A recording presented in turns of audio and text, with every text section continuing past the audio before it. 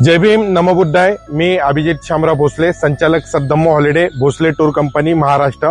आज आपण बुद्धगया धम्म यात्रा करणारे भगवान गौतम बुद्धांच्या परस्पर्शाने पवित्र असलेले 8 महत्वाचे ठिकाणे, त्यापैकी 4 अतिमहत्वाचे ठिकाणे, त्यामध्ये येतं सारनाथ, बुद्धगया, कुशीनगर आणि लुंबिनी।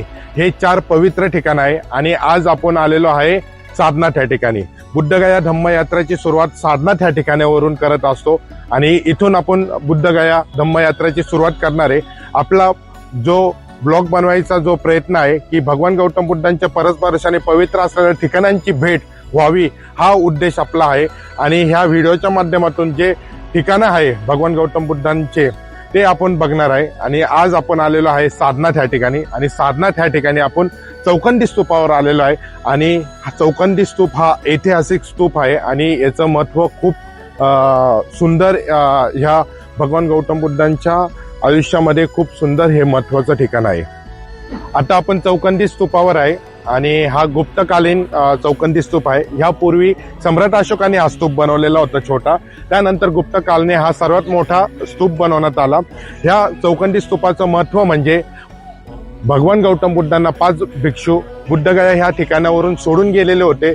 भगवान गौतम बुद्धांना ज्ञान प्राप्त झाल्यानंतर, त्या भिक्षूंना समजल्यानंतर ह्या ठिकाणी भगवान गौतम बुद्ध चौकंदी स्तूपाच्या ह्या ठिकाणी होते।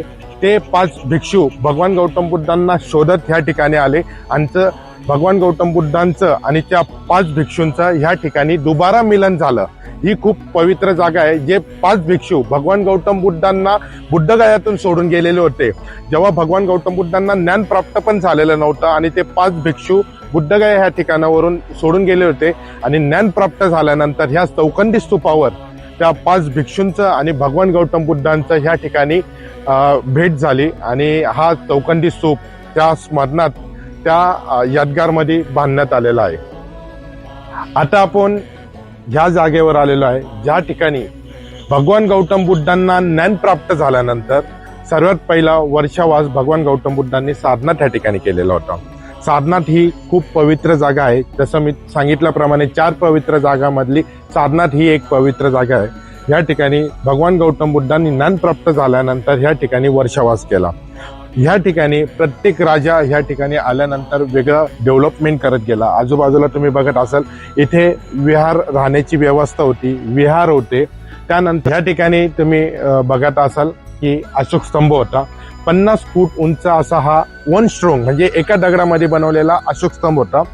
तो ओरिजिनल अशोक स्तंभ ह्या ठिकाणी भेटल्यानंतर, खुदाई केल्यानंतर ह्या ठिकाणी अशोक स्तंभ भेटल्यानंतर तो म्युझियम मध्ये ठेवण्यात आलेला आहे। आता पण सध्या जो ओरिजिनल अशोक स्तंभ आहे सम्राट अशोकाने बनवलेला, तो आता म्युझियम मध्ये आपल्याला बघायला मिळतो। आणि ह्या ठिकाणी धम्मलिपी पण लिहिण्यात आलेली आहे, ती तुम्हाला इथे बघायला मिळते की धम्मलिपीमध्ये ह्या ठिकाणी इथली ऐतिहासिक माहिती दिलेली आहे आणि हे खूप पवित्र ठिकाण आहे।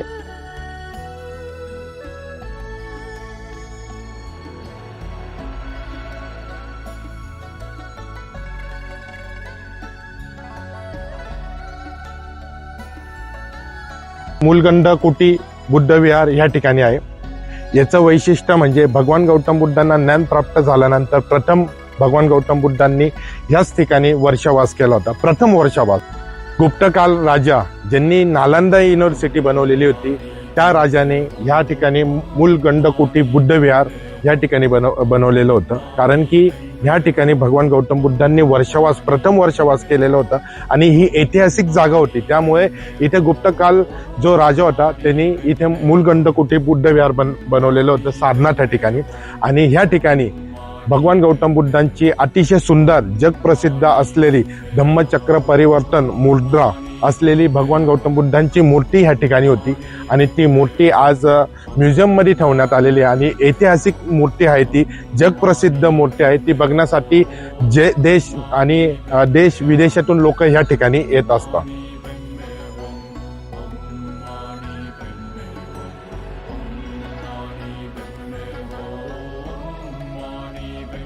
आपल्याला सारनाथ ह्या ठिकाणी, सारनाथ ही खूप ऐतिहासिक जागा आहे. ह्या ठिकाणी तुम्हाला संकल्प स्तूप आहे तो बघायला भेटतील आणि ह्याच ठिकाणी 300 पेक्षा जास्त संकल्प स्तूप तुम्हाला बघायला भेटतील. विविध प्रकारचे ह्या ठिकाणी स्तूप आहे ते तुम्हाला बघायला भेटतील. सारनाथ ह्या ठिकाणी आता आपण धाम्मेक स्तूपाला आलेलो आहे. तुम्ही जो मागे स्तूप बघत आहे याचं नाव आहे धाम्मेक स्तूप. हा सम्राट अशोकाने बांधलेला स्तूप आहे आणि याचं ऐतिहासिक गोष्ट तुम्हाला सांगायची म्हणजे ह्या ठिकाणी भगवान गौतम बुद्धांना 5 भिक्षूंना, जे बुद्धगया ह्या ठिकाणावरून भगवान गौतम बुद्धांना सोडून गेलेले 5 भिक्षू होते, त्यांना ह्या ठिकाणी भगवान गौतम बुद्धांनी 5 भिक्षूंना धम्मचक्र, परिवर्तन, शुद्ध ह्या ठिकाणी उपदेश केलेला होता आणि हा उपदेश ह्या ठिकाणी 5 भिक्षूंना दिल्यानंतर त्याचा धम्म प्रचार, ते 5 भिक्षू अलग अलग विविध देशामध्ये गेल्यानंतर बुद्ध धर्माचा मोठ्या प्रमाणात ह्या ठिकाणी प्रसार झाला.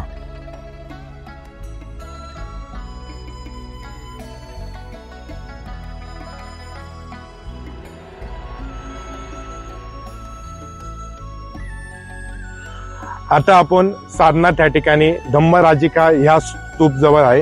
ह्या ठिकाणी भगवान गौतम बुद्धांनी संघ स्थापन केला होता. 60 लोकांचा ह्या ठिकाणी भगवान गौतम बुद्धांनी ज्ञान प्राप्त झाल्यानंतर पहिला संघ ह्या ठिकाणी स्थापन केला होता आणि हा स्तूप सम्राट अशोकाने बनवलेला होता. ह्या ठिकाणी भगवान गौतम बुद्धांच्या हस्ती पण ठेवलेल्या होत्या. संपूर्ण शारीरिक हस्ती ह्या ठिकाणी ठेवलेल्या होत्या आणि 84,000 स्तूपापैकी हा एक स्तूप हा खूप महत्वाचा स्तूप आहे. जसा सांचीचा स्तूप आहे 200च्या नोटावरचा, तसा हा धम्मराजिका स्तूप पण हा खूप महत्वाचा आहे. सारनाथ ह्या ठिकाणी पुरातन विभागाने ह्या ठिकाणी संग्रहालय बनवलेलं आहे.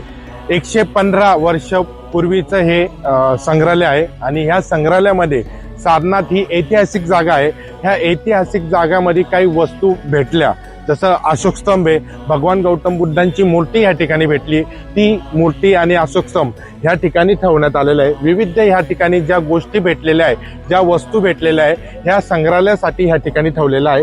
इथे व्हिडिओग्राफी आणि फोटोग्राफी अलाउड नाही आहे, त्यामुळे आपण इथे व्हिडिओ आणि फोटोग्राफी करणार नाही. पण ज्यावेळेस आपण सारनाथ ह्या ठिकाणी येऊ, इथे आल्यानंतर आपल्याला ह्या ठिकाणी मध्ये गेल्यानंतर, एंट्री केल्यानंतर ह्या ठिकाणी तुम्हाला ह्या ठिकाणी ज्या गोष्टी भेटलेल्या आहे विविध, ते बघायला मिळतील. तुम्ही बघत असाल की श्रीलंकेवरून इथे बुद्ध उपासक उपासिका आलेले. ही एवढी पवित्र जागा आहे. ह्या ठिकाणावरून Japan, Thailand, Malaysia, Singapore, China ह्या विविध देशातून ह्या ठिकाणी उपासक उपासिका मोठ्या प्रमाणात येत असतात. त्यांचा मोठा ग्रुप ह्या ठिकाणी येत असतो.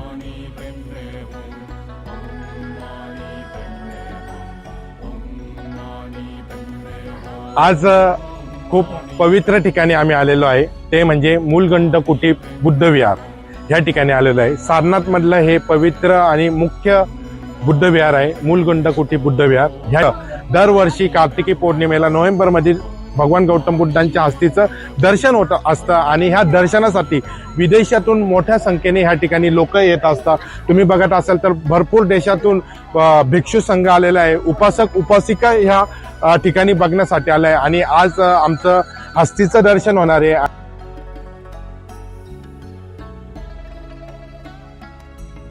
हस्तीचं दर्शन घेण्यासाठी या ठिकाणी आलेलो आहे आणि आता आम्ही हस्तीचं दर्शन घेणार आहे.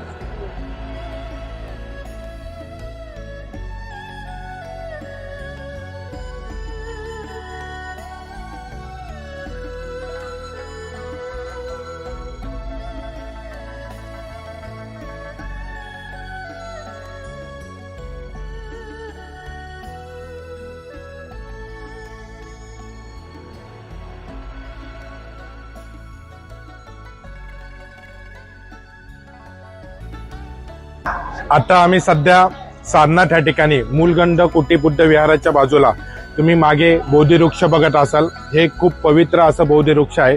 भगवान गौतम बुद्धांना ज्ञान प्राप्त बुद्धगया ह्या ठिकाणी बौद्ध वृक्षाच्या झाडाखाली झाली होती.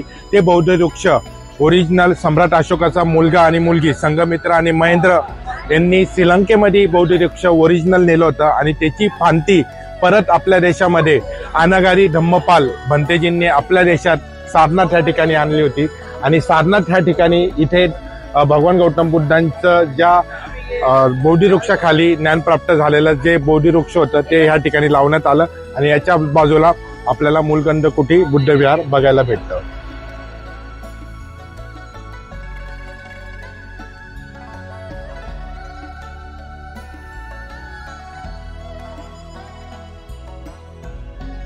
आता आम्ही सारनाथ ह्या ठिकाणी थायलंड बुद्ध विहार ह्या ठिकाणी आहे.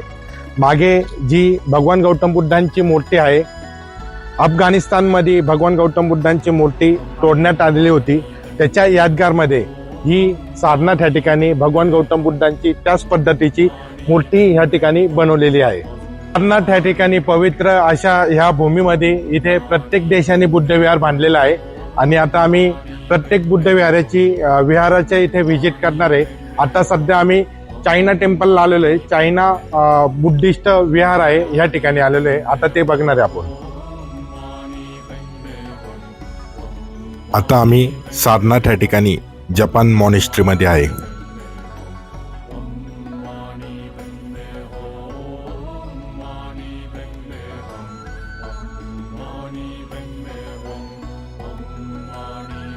आता सध्या आम्ही सारनाथ या ठिकाणी कंबोडिया मॉनेस्ट्रीला आलोय. तुम्ही मागे बघा, खूप सुंदर अशी डिझाईन मधली कंबोडिया मॉनेस्ट्री बनवलेली आहे.